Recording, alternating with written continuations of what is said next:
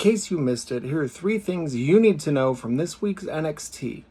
First, Jasper Troy pulled off a huge upset win over Ricky Saints, which included a spot that I have never seen before, where the floor ramp collapsed with Ricky Saints on it, and he fell into the ramp, basically, and then Jasper Troy hit a seated senton on him in that blank hole as well. It was wild to see. So it actually ended up being a count-out victory for Jasper Troy. A really interesting booking here, because Ricky Saints, I thought, was being positioned either to go straight to the main roster or to have a lengthy North American title reign. So this was the last thing that I would have expected, but it was so well executed.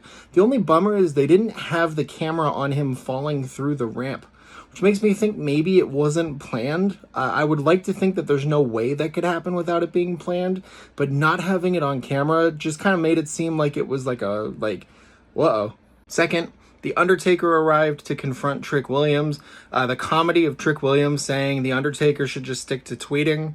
It's wild to think about in 2025, knowing all the old stories about how strict and what an old school person The Undertaker was as a pro and full-time wrestler.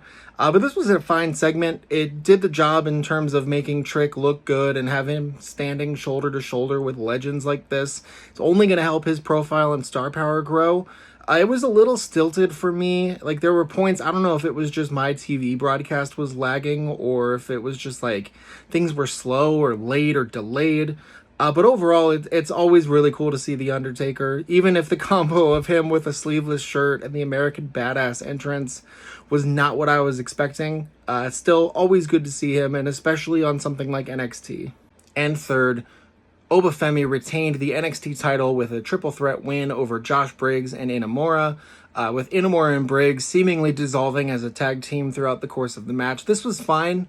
I don't think anyone expected either of those guys to dethrone Obafemi on a random episode of NXT.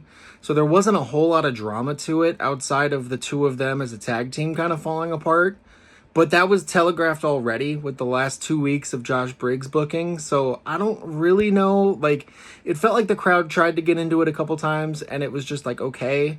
But like I said, as it was as a match, it was fine. It was surprising to have it be the last match because even though it was for the NXT title, like I said, it was pretty obvious booking. And I just don't know that the stakes were all the way there for it. So let me know what your favorite part of the show this week was.